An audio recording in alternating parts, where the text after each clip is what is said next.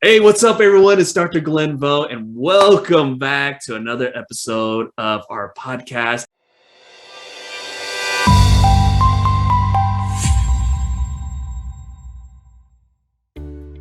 And I'm super excited. I am super excited because I have the queen of Evergreen herself, Mrs. Brittany Long. Brittany, what's up?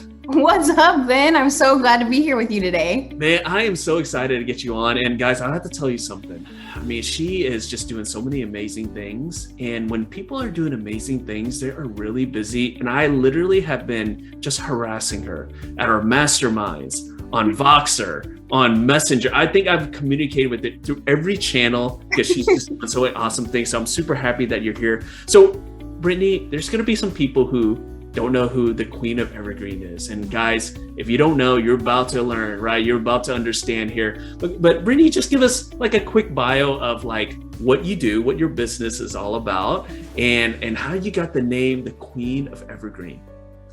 Absolutely. So our company is Win with Systems, and we help business owners write emails that make them money again and again and again. So any kind of automated email, or Evergreen as we call it, those are the kind of emails we make. So abandoned cart emails, year-long sequences, anything that you can make money from, and you set it up once and then you don't have to think about it. And I got that because I am obsessed with evergreening as much as possible in my business, because we have a little one that I want to spend as much time as possible with. And I figured, why wouldn't I want to have everything that I can with my family and with my business at the same time? I love that. And we're going to dive into that later on. But I want to ask you this. So you have a very unique story, and I want to just lay that out there because you are a teacher. Like you taught at a school and everything. So talk about like how long you were teaching for, and what kind of moved you on? Because we're in this podcast, we talk a lot about side hustles and side gigs and growth and all that. So share your story there. You know, you were a teacher, and how did you transition from being a teacher to being like the queen of the Evergreen here? Yeah, so I didn't really know what I wanted to do after college. I thought, well, my dad was a teacher for 37 years and I like helping people. So I thought, well, it makes sense that I would do something like teaching. And so I went into teaching, and for the first few years, I really, really enjoyed it. I liked helping people. I liked feeling like I was making a difference.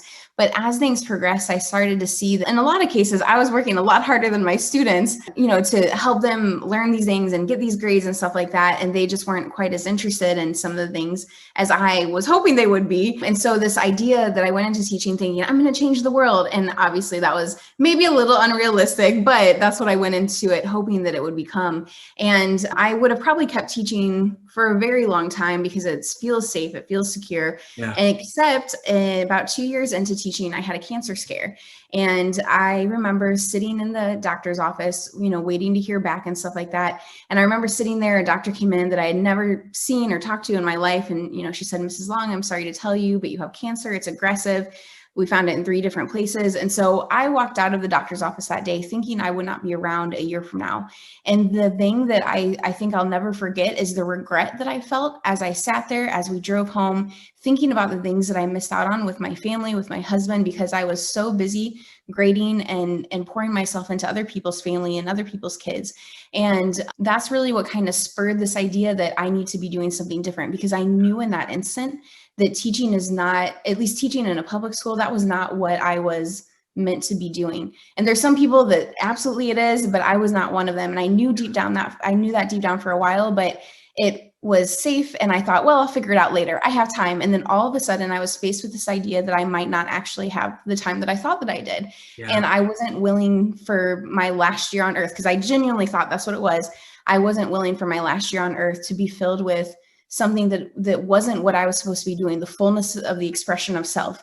And so 2 weeks later, I went to a specialist because the doctor said she couldn't give me any more details. So for 2 weeks, I thought about this, I mulled it over, I went to the specialist and she said, no, I don't know why they told you that. It's precancerous cells. We can get it with one simple surgery. Wow. And so it was quite a roller coaster. And I'm so thankful for that. So thankful that they were wrong, of course, but also so thankful that it happened, because it really woke me up to this idea that I was sleepwalking through this job that I was doing that I didn't want to be doing anymore. And Yeah. so I wanted to leave. I didn't know what to do. And I basically just complained for 2 years and I'm so embarrassed to say this, but I can relate to that. Yeah, I mean, when you don't know, sometimes that you just kind of get stuck in this cycle. And so I tried like MLMs and stuff like that, and they did not work, or I did not work for them, or they did not work for me. I don't know, whatever it is. But one thing I got out of that was the book, The Compound Effect by Darren Hardy. And that was the first time that book. So good, right? And it like woke me up to this idea that I have personal responsibility, that I can greatly affect the outcome of my life. And that blew my mind. And so from there, I started taking action. I started going to this online like marketing thing in Orlando. And for anybody that has a full-time job right now, so I was teaching full-time, and it was on Thursday nights. So I would drive an hour and a half there, drive an hour and a half back. And then go to school the next day. And I was exhausted every time, but it was with people that were further along than I was. And I remember very distinctly one time going, and there's this person named Brad there, and I was complaining about teaching, complaining about how I wanted to be out. And he said, well, Brittany, you've committed to it. Nobody's holding you hostage there. You're there. So either get out or commit to staying for the rest of the year and use your time to figure out what you're going to do next.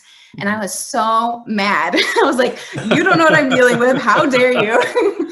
But then I thought about it more. I was like, what would happen if I listened to what he said? And so I did, and it completely changed my life because I started taking action instead of just complaining. So that's quite a roller coaster. What an amazing story. And I will say this, I mean, so many people out there, they always tell themselves, well, I'm going to wait until something is done before I do something else. I'm going to wait until I retire to travel. I'm going to wait until the kids are out of the house so I can start doing this project I always love. I want to wait until, right? And the thing is that what your story just demonstrated there, and what you learned too, is that we're not immortal. Okay. Everyone lives life like they're immortal. Okay. Like, hey, I have a lot of time. In reality, what you went through, what all of us have went through during the pandemic, we realize how short and how fragile life is, right? And of course, you had this big dream, and I'm so excited that you had that revelation, Brittany, because I want to tell all you guys who are watching, who are listening, that I actually am a client of Brittany Long's, and she does amazing work. And what she does with her email, again, it's like magic. Queen of Evergreen is great. I want to call her like the wizard of emails or something like that, something else, because it's just so amazing. And I want to talk about that. So, you went through a bunch of different side gigs like I did as well. And you found this niche that is so amazing. That is, again, helped me out so much. You helped so many other entrepreneurs out. And there's other businesses out there. I kind of feel like you're like the best kept secret, right? You're like this secret weapon here. Talk about the email sequences, how that helps entrepreneurs and companies, and how is it more than just, because when people think about emails, they're like, okay, so I do an email blast, right? I'll like write a couple of emails and that's that. But until I met you, Brittany, there's like so much more, and you're literally like losing money, okay? And you're also leaving money on the table if you're not doing it right. So explain that. Talk about the art of like the email sequences. Yeah. So what a lot of people do is they write broadcast emails that go out once, that are time sensitive, or talk about current events, or they're like, hey, we're launching this thing. And those emails are great. They're helpful. There's a place for them for sure. But if you don't always want to be the one writing the emails, if you don't always want to be on, if you want to be able to take time off and still have money coming in without you having to show up all the time, then having a sequence there is like that safety net. It's like that business insurance policy that's there for you when you're out sick, when your kid's out sick, when you just are burnt out and you need a break, like whatever it is where you need to step back. And the unfortunate thing is that a lot of times people come to me after this fact, like after they're going through something very difficult, and they're like, I really need a way to make money right now. And I have this email list, but I don't have like the mental capacity right now to do it myself. Can you help? And so what we're trying to do is we're trying to shift that so that people come to us before those things happen, because it's not really a matter of like if something happens, it's when something happens. And so we want to help you safeguard your business by having those sequences that send out automatically for you. So I have sequences that I've written years ago now that are still bringing in revenue every single day for us. Wow. And for people that I've written for. And the beautiful thing is that it's not just about the revenue, it's also about the messages that I get and that they get that are like, thank you so much. This is exactly what I need to hear today. And it's so cool because I still get to have an impact on something that I did a few years ago. And so for your audience, it's really great because it's helping them, it's nurturing them, it's bringing them to a place where they can say yes to your offer if it's right for them, but also bringing them to a place where they don't feel quite so alone. And that's a really beautiful thing. Well, and I want to highlight this too, because we have a lot of listeners and viewers who have like their own small businesses, right? Mm-hmm. They have their own coaching programs, their own small businesses. And I want to let you guys know this, right? Sometimes if you're at an event and you're talking to someone, you can sell from the stage, right? Like it's done there. Or if you're at a conference, if you're one of the companies that subscribe to my podcast, you have a booth and people come there and you can close the deal, right? But we all know human nature is that people not always buys right away. They don't act right away.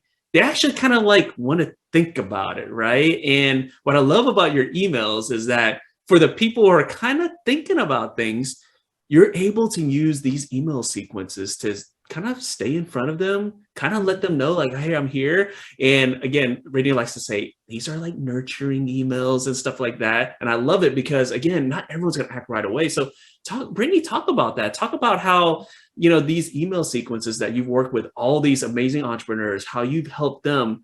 Maybe they didn't close the deal right away, mm-hmm. but over time it actually gave their audience value. And then they came back later. Talk about those instances.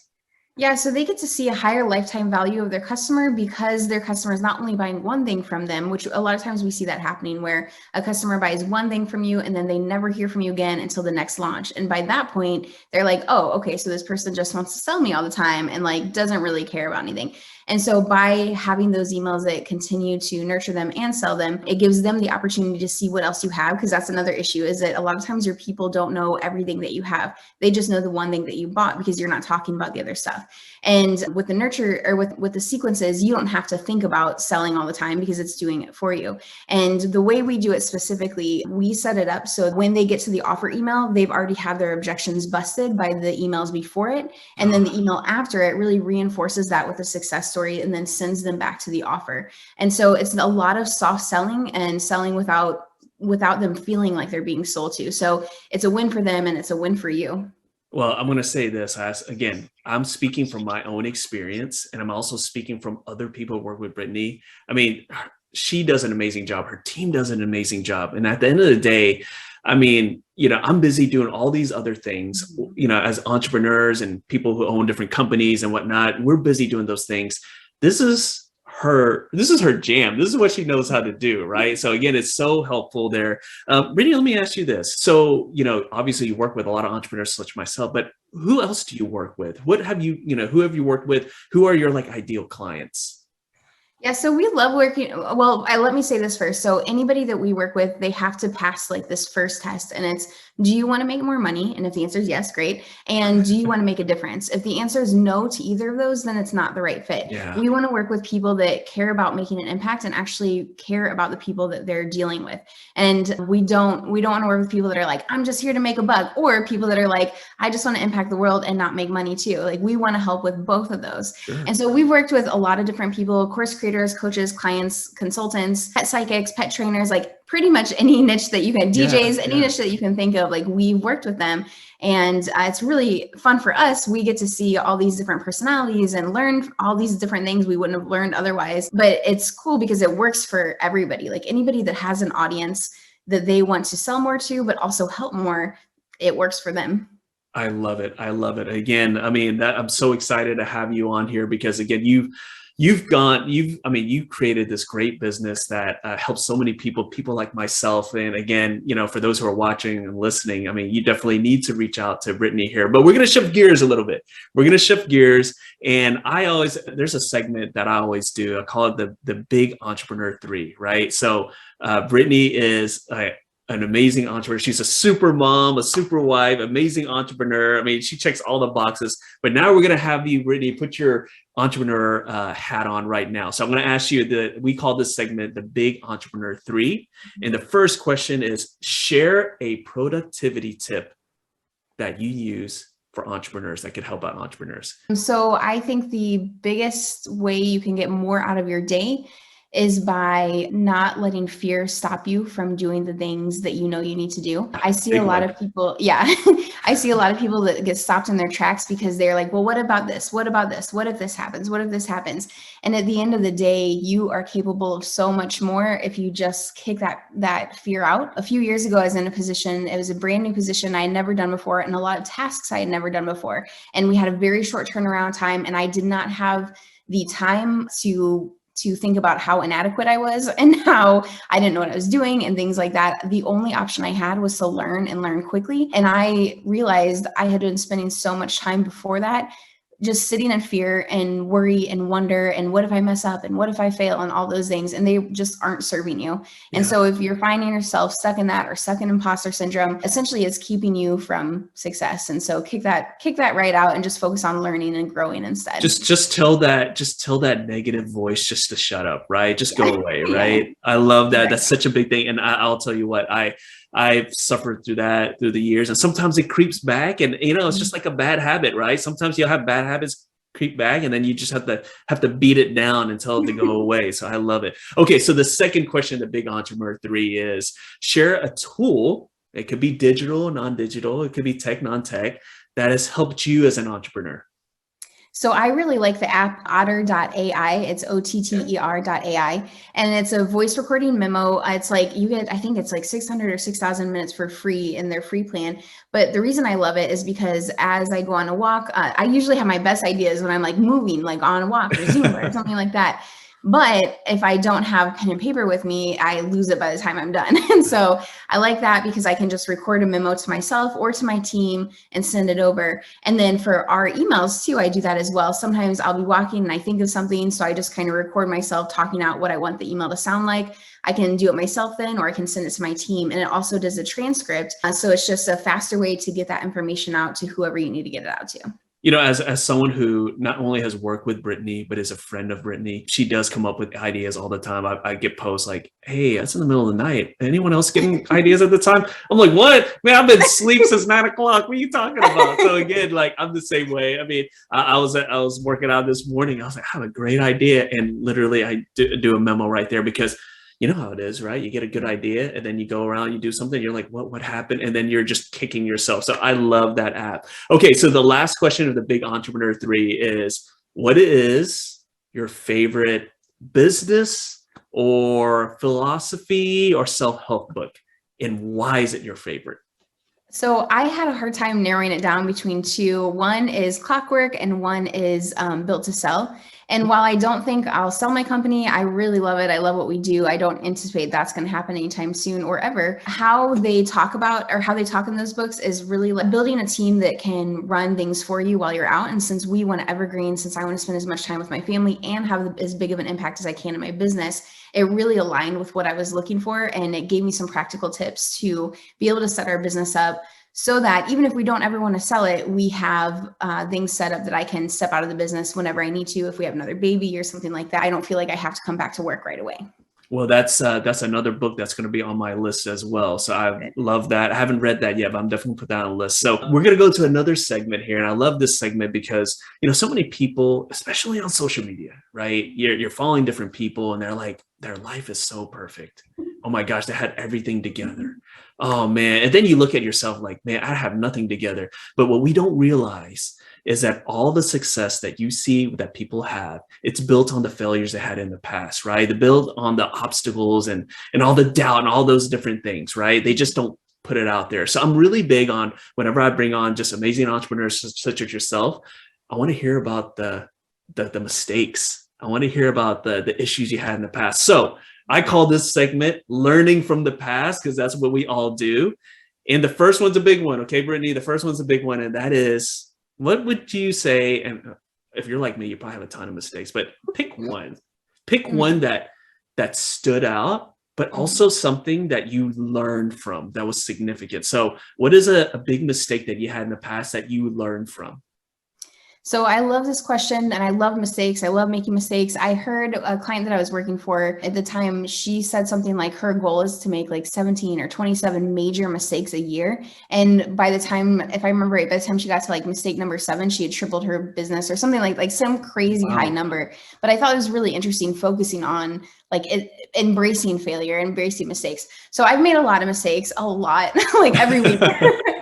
But I think my biggest one was trying to fit my abilities into what I thought I was supposed to be doing. So I'm definitely the creative, I'm definitely the visionary, but I thought I had to be the implementer. I thought I had to be the one doing all the things, and it was slowing us down. I was the bottleneck. And so since I've stepped out of that role of the implementer and more into the role that I am really like uniquely suited for in our company of like being that catalyst, being that inspiring people through our message and doing all those things, my team has been able to flourish as well. They've been able to step into their like zone of genius. And it's so cool to see how much happier we are, how much happier our clients are. Like everything is so much smoother when we're all in the right seat on the right bus.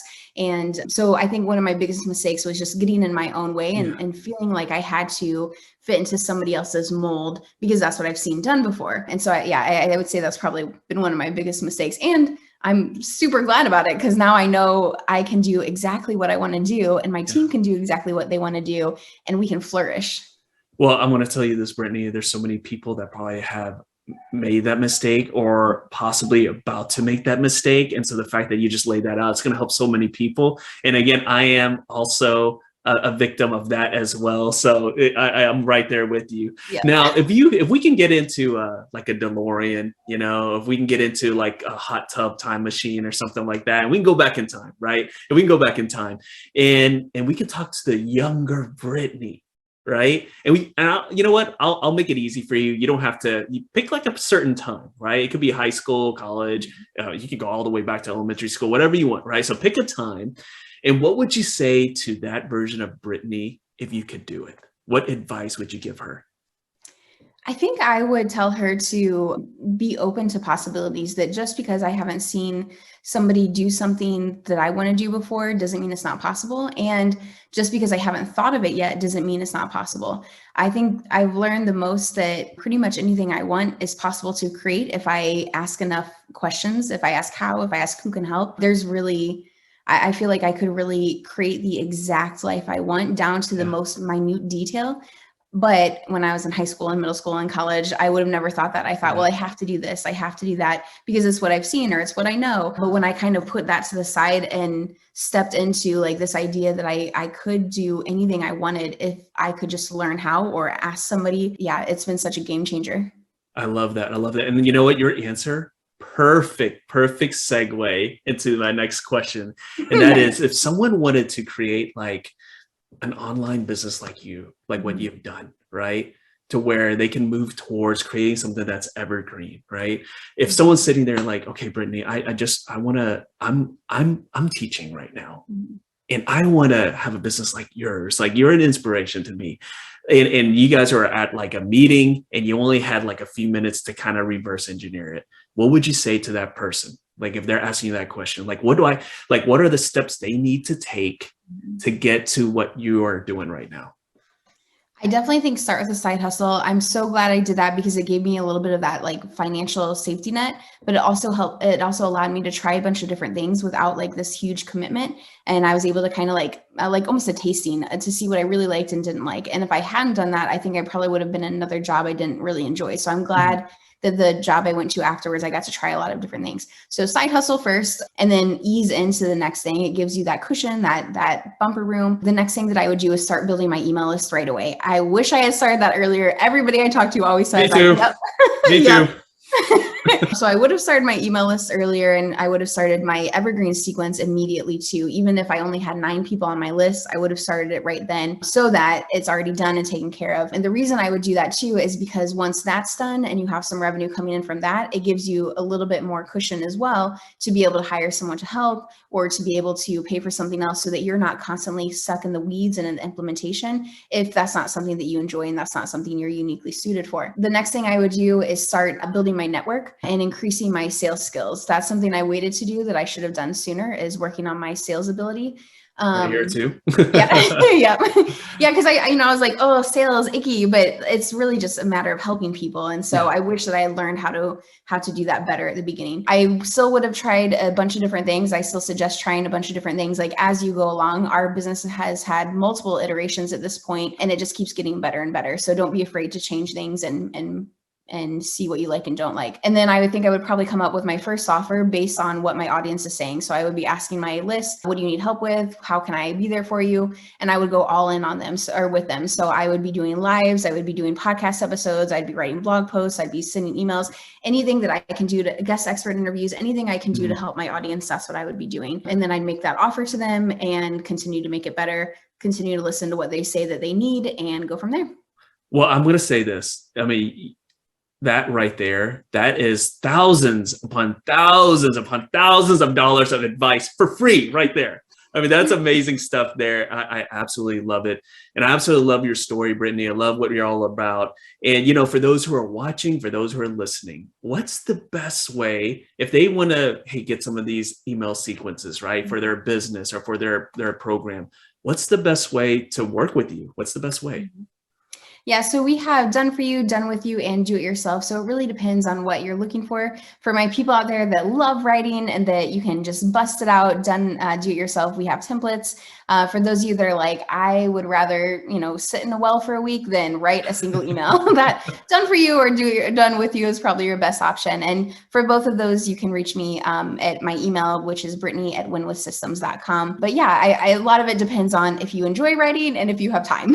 Yeah, and also, some of the companies that I work with and that are listening on the podcast, they have teams too. Mm-hmm. So again, if you have a team that can write, then maybe they need just the guidance, right? So again, just reach out to Brittany, because I'm one of those guys that I'm like, hey, Brittany, I kind of want like something special for myself. I want a custom thing. So again, the best thing is to reach out to her, and I absolutely love that. So Brittany, again, I am just so happy to have you on here. I mean, you are like a super entrepreneur with like just an amazing story. And at the end of the day, we bring on different guests to inspire our listeners, inspire our viewers. So Brittany, before we log off, for those who are listening right now, what is just like a little piece of advice that you would give to our listeners and our viewers? I think believe in the possibility that is out there for you. I think that's been a huge leg up for us, is that I am a visionary and I am wildly optimistic sometimes about what could be possible. And because of that, there are things that are possible for us now I don't think would be if I had just kept my thought ceiling low, if I had thought, well, this is all I can do because this is all I've seen. So dream in the possibilities and step into those and assume that it's possible for you as long as you take action.